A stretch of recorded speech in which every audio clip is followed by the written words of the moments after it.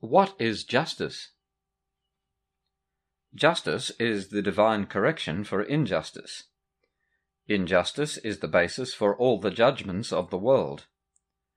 Justice corrects the interpretations to which injustice gives rise, and cancels them out. Neither justice nor injustice exists in heaven, for error is impossible and correction meaningless. In this world, however, forgiveness depends on justice, since all attack can only be unjust.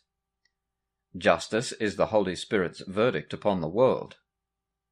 Except in His judgment, justice is impossible, for no one in the world is capable of making only just interpretations and laying all injustices aside. If God's Son were fairly judged, there would be no need for salvation. The thought of separation would have been forever inconceivable. Justice, like its opposite, is an interpretation. It is, however, the one interpretation that leads to truth.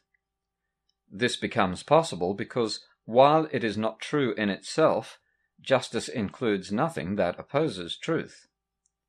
There is no inherent conflict between justice and truth. One is but the first small step in the direction of the other.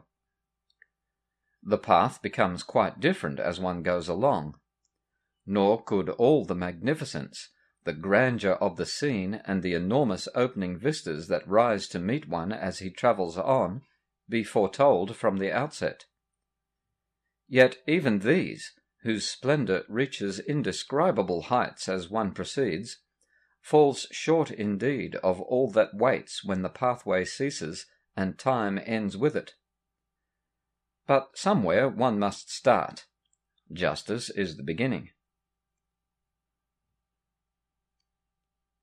All concepts of your brothers and yourself, all fears of future states, and all concern about the past stem from injustice.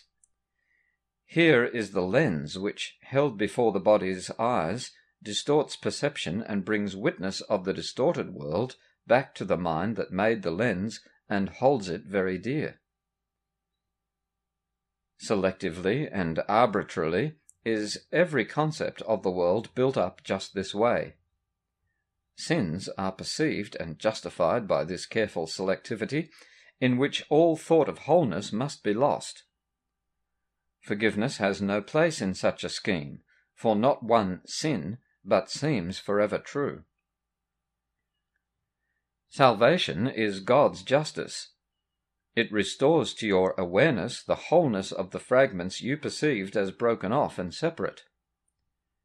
And it is this that overcomes the fear of death.